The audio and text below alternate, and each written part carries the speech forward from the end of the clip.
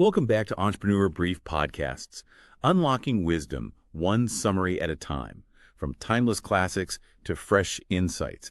This is our second episode, and we're going to be diving into the world of AI and what it all means for you as an entrepreneur. Basically, we're going to be dissecting a conversation between Jensen Huang, he's the CEO of NVIDIA, and some leading investors, just to see what we can learn from them and apply to our own ventures. I have our expert here with me to help us break down some of these ideas. So let's just dive right in. One of the first things that really struck me was Jensen comparing this AI revolution to something like the invention of the 3D gaming market. Yeah, I thought that was a really interesting comparison, especially considering that NVIDIA played a key role in actually creating that market.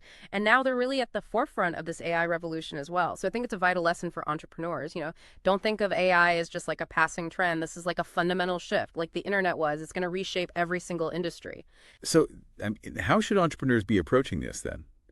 Like, should they be looking to create the next big AI product, or is there a different way to think about this whole thing? Well, think about the internet for a second. It wasn't just about building websites, right? It was about building a whole new infrastructure for communication and commerce. So similarly, AI is really about creating this new foundation for how we solve problems, create value, and how we interact with the world. I think the opportunities here are vast, and they're definitely not limited to just tech companies. Yeah, definitely. And Jensen really emphasizes that the way we're building things is changing so much. We've gone from humans writing every single line of code to machines that are actually learning and improving on their own. He actually called it the flywheel effect, which I think is a great way to describe it. It kind of captures how each step in AI development is speeding up the next step, leading to this exponential growth. So for entrepreneurs, I think what this means is speed is key. The faster you can improve and iterate on your AI applications, the quicker you can gain an advantage, especially in such a rapidly changing landscape. And one of the investors actually brought up custom AI chips, like the ones Google and Amazon are developing, and whether those could threaten NVIDIA. Jensen's response was really interesting. He said, NVIDIA is not trying to win a share of an existing market. They're trying to create entirely new markets. Yeah, that's a crucial mindset shift for any entrepreneur. Don't get caught up in competing for a slice of a pie that already exists. Look for ways to create an entirely new pie. That's how you really disrupt things. So how do entrepreneurs identify these new markets then? What should they be looking for? I think you need to think about the problems that AI can now solve. Problems that couldn't be solved before. And think about the inefficiencies in your industry, inefficiencies that AI can fix.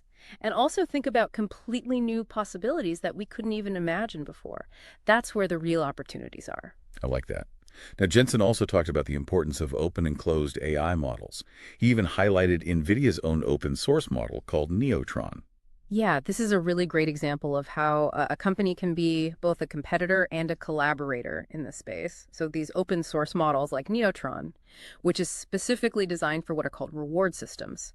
They're crucial for actually advancing the whole field of AI.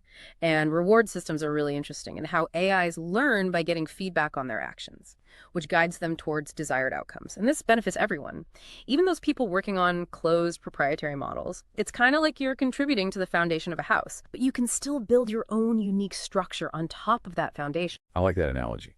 It makes it a lot clearer how entrepreneurs can contribute to the whole AI ecosystem while also protecting their own innovations. One of the most impactful statements for me was Jensen's prediction about AI's effect on human productivity. He was very clear that it's not about replacing jobs, but it's more about augmenting what humans can do. Yeah, it's a really exciting prospect. Imagine a world where your team can achieve 10 times, even 100 times more than they can today. AI can help us analyze huge amounts of data, automate those boring, tedious tasks, and provide insights that humans just simply couldn't uncover on their own. This can free up your team to focus on strategy, creativity, and building those deeper relationships with your customers. That just sounds like a total game changer for any business. But how do we actually implement this? How do we start building these AI-powered teams? Well, I think you can start by just identifying the areas where AI can have the biggest impact in your business. That could be something like automating customer service, analyzing market trends, or even something like helping you develop new products. Then I would say look for tools and platforms that are designed for your industry and your specific needs. There are more and more AI solutions coming out all the time, and many of them are actually surprisingly easy to use and implement. So it's clear that AI is really changing how we even think about work itself. And Jensen actually gave us a little glimpse into the future of work at NVIDIA. He talked about AI-powered chip designers, software engineers, and even verification engineers. It's like having this workforce of millions of people, each one specialized in one specific task. He even envisions this future where NVIDIA has 50,000 human employees, but they're supported by 100 million AI assistants. It's this hybrid workforce of unprecedented scale and capability. That's pretty mind-blowing. But what does that even mean for the average entrepreneur who doesn't have the resources of a company like NVIDIA? How do they start building this kind of hybrid workforce? Well, I think it starts with just a shift in mindset. Don't think of AI as something that's replacing human employees. Think of it more as an extension of your team's capabilities. I would say start small. Experiment with some different AI tools in very specific areas of your business. As you start seeing those benefits and gaining that experience, you can gradually expand your use of AI and integrate it more deeply into how you operate. That makes sense. Now, we've talked a lot about the positive potential of AI, but there's obviously a lot of skepticism around it as well. Some people are even comparing it to the dot-com bubble and predicting a big bust. But Jensen really disagrees. He argues that AI is fundamentally different. Yeah, and I think he's right. AI is not driven by hype. It's driven by the need to actually solve real-world problems to improve efficiency and create new possibilities. This is not just a fad, it's a paradigm shift. Think about it. We're basically still in the early stages of modernizing $1 trillion worth of existing computing infrastructure. And on top of that, we're building a completely new AI infrastructure. He actually calls these AI factories. And they're going to be running 24/7, powered by these AI agents and digital humans. The potential market for this is enormous. We could be talking trillions of dollars. So what does all this mean for those entrepreneurs that are just starting out? Is it too late to get involved in all of this? Absolutely not. I would say now is the perfect time to get involved. We're really still in the early innings of this AI revolution. There are so many opportunities out there to create completely new businesses, disrupt existing industries, and solve problems that we couldn't have even imagined addressing before. The key here is to be curious, experiment, and embrace the change. Don't be afraid to fail. That's how you learn and how you grow. That's a great message to end this part of the conversation on. Definitely a lot to think about. And so much potential for entrepreneurs who are ready to embrace this AI revolution. For sure. Yeah. And that's what makes it such an amazing time to be an entrepreneur right now. It's not just about like understanding AI. It's about understanding how to actually apply it and apply it creatively to solve problems and build cool businesses. Yeah, it really feels like we're just at the beginning of something massive here. I was really interested by Jensen's idea that NVIDIA is not just a chip maker. They're more like a platform company. Right. That's a key thing to understand. They're building this infrastructure for this new AI world, a platform that's going to be everywhere, in the cloud, on the edge, in robots and self-driving cars, you name it. And this is super important for entrepreneurs to get because it shows how crucial these ecosystems are. You don't have to build everything from scratch yourself. You can actually leverage all these existing platforms and tools out there to help you speed up your own innovation. So how can entrepreneurs figure out which platforms and tools are the right fit for them? It seems like there's just so much out there. Yeah, it can definitely feel overwhelming. I think it's about figuring out what your core strengths are first, and then finding partners that can complement those strengths. Look for platforms that can offer flexibility, that are scalable, and that can offer good support to help you grow. And don't be afraid to just experiment with different options to see what works best for your business. It's kind of like if you were building a house. You wouldn't just use any materials, right? You'd want to carefully choose the right materials that fit your specific needs. Right, that's a great point. Now, we've touched a little bit on open source versus closed source models. And Jensen seems to believe that both are actually crucial for a healthy AI ecosystem. How should entrepreneurs navigate this whole landscape? Okay, so let's go back to that house analogy for a second. Think of open source tools and models as the foundation and framework of your house. It gives you that solid base to build on. Now, closed source tools, those allow you to really customize and make your house unique. So it's really about finding the right balance. Use the power of open source for the core functionality. But don't be afraid to develop your own solutions where it can give you that competitive edge. So it's not an either-or situation. It's more of a strategic blend of both. Exactly. And it's important to remember that things are changing so fast in AI. There are new models and tools coming out all the time. So stay informed, be adaptable, and don't be afraid to change your approach as things evolve. Absolutely. Now, one of the most thought-provoking parts of this conversation was about the future of work. Jensen's idea of this hybrid workforce where humans and AI are working together seamlessly. It's exciting, but also a little unsettling. What are your thoughts? I think it's a fundamental shift in how we think about work, but I do think it's a positive change. AI is not about replacing us, it's about helping us do more. Think back to the Industrial Revolution. It automated so many tasks, but it also created tons of new jobs and opportunities. So the key here is to adapt and really focus on those areas where humans excel, like creativity, empathy, critical thinking, and solving those complex problems. So instead of being afraid of AI, we should view it more like a partner. Exactly. And for entrepreneurs, I think this means rethinking how we build teams and how we organize work. Find those tasks that AI can handle better. Free up your human employees to focus on those higher level tasks that require those uniquely human skills. This is going to lead to much more productivity, more innovation, and ultimately a more fulfilling work experience for everyone. That sounds great. Now, Jensen shared how NVIDIA is actually using AI internally already. He talked about their chip designers, their software engineers, and even their verification engineers.